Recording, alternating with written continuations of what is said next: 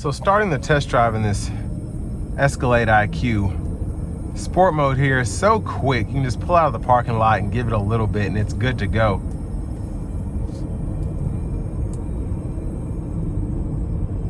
But I'm gonna put it into the V Max mode coming out of this corner.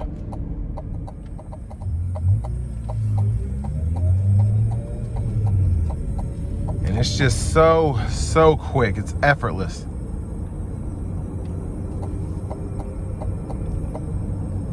So I'm gonna see if I can give myself a little bit of room to give it a nice pull here.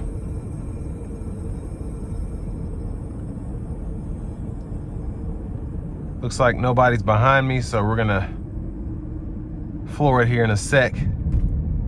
Just need to give myself a little space. Here we go. Wow, goodness gracious. Oh man, yeah, that was crazy. Wow, very impressed by that. So we're gonna turn the VMAX off now. See if we can get over to activate the Super Cruise.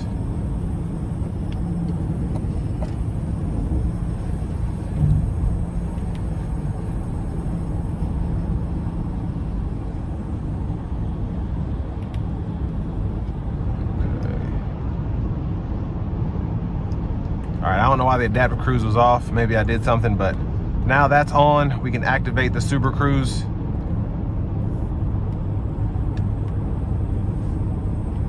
So lane centering, adaptive cruise, everything's activated here. Indicators green. Ride is fantastic, absolutely fantastic here.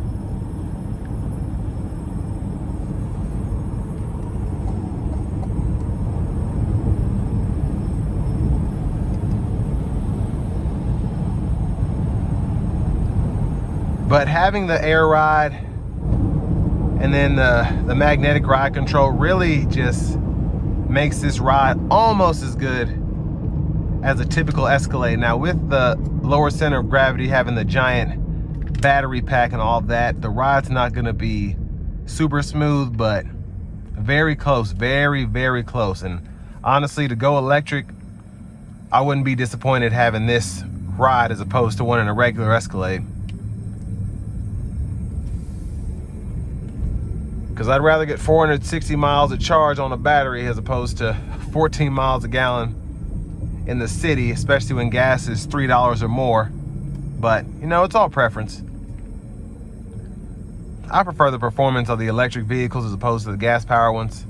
Now, of course, the sound you get from the 6.2 V8 is nice, but again, I'd just rather have this setup. But big thanks to Cadillac of Murfreesboro for allowing me to review this Escalade IQ today. I'll leave a link below in the description. If you're looking to find the best price on one of these closer to home, click on that second link down below. It takes just a minute to fill out your information, and I'll make sure the local dealers are fighting to get you the best price on whatever new vehicle you might be interested in.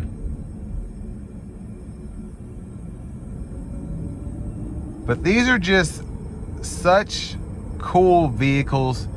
The Silverado EV, the Sierra EV, this Escalade IQ, even the Lyric. I'm so impressed with how the manufacturers are bringing these to market, and they're having some of the coolest technology in terms of lane centering, the screens, just all the features that come with having an EV, but specifically the self-driving ones. They just make driving one of these that much easier, which is kind of crazy because the charging infrastructure for non-Teslas is just not great. So to even enjoy the Super Cruise and everything, you still have to plan your trip and do all of that because there aren't chargers everywhere.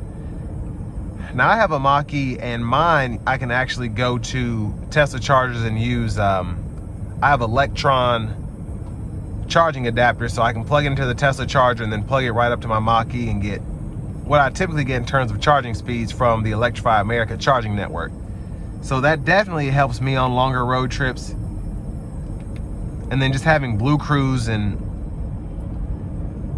You know, the co-pilot system on the Mach-E is so great, so helpful for those, again, longer road trips. But here, what makes GMs, especially the Ultium battery vehicles, what makes them so great is you have a 3-row SUV, very roomy, very capable, that you can still get 460 miles on a charge with. And the same thing with the Silverado EVs, the Sierra EVs, just having the giant battery packs that just allow you to go so many places without having to stop and charge. It's just great. But in terms of this Sport 2, tons of features, tons of amenity, and with 2 electric motors, tons of power. With all that being said, this will bring me to the end of my review of this 2025 Cadillac Escalade IQ Sport 2.